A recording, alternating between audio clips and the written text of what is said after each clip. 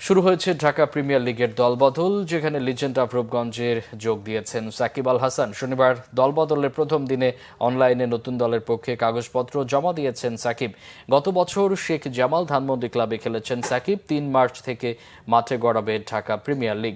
৫ আগস্টে রাজনৈতিক পট পরিবর্তনের পর হত্যা মামলা হওয়ায় দেশের মাটিতে খেলতে পারছেন না সাকিব। শুধু তাই নয়, বিসিবি সভাপতি চাইলেও সরকারের সবুজ সংকেত না পাওয়ায় জাতীয় দলের হয়ে দেশের বাইরেও খেলতে পারছে না এই অলরাউন্ডার। দক্ষিণ আফ্রিকা সফরে তাকে খেলাতে পারেনি বোর্ড। এরপর আইসিসির নিষেধাজ্ঞায় আন্তর্জাতিক ক্রিকেটে তার বোলিংও নিষিদ্ধ। একরকম কঠিন সময় যাচ্ছে একসময়ের এই চ্যাম্পিয়ন্স ক্রিকেটারের। এই প্রতিকূলতা আর অনিশ্চয়তা নিয়ে ঢাকা প্রিমিয়ার লিগে নতুন দলে যোগ দিলেও এই আসরে সাকিব খেলতে পারবেন কিনা তাই এখন বড় প্রশ্ন। বিপিএল টি-20-তে চিটাগাং কিংস তাকে দলে নিয়েও খেলাতে পারেনি। তবে লিজেন্ড অফ রূপগঞ্জের কর্ণধার লুৎফর রহমান বাদল আশাবাদী প্রিমিয়ার লিগে সাকিবের খেলা নিয়ে।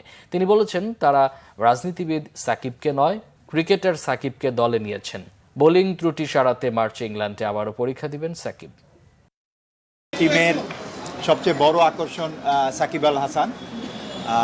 আমার সাথে কথা হয়েছে, ঘরের ছেলে ঘরে আসতেছে, এটা হলো সবচেয়ে বড় নিউজ।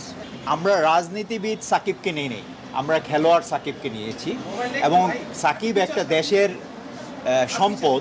আমরা চাই না সাকিব অচিরেই ঝরে যাক।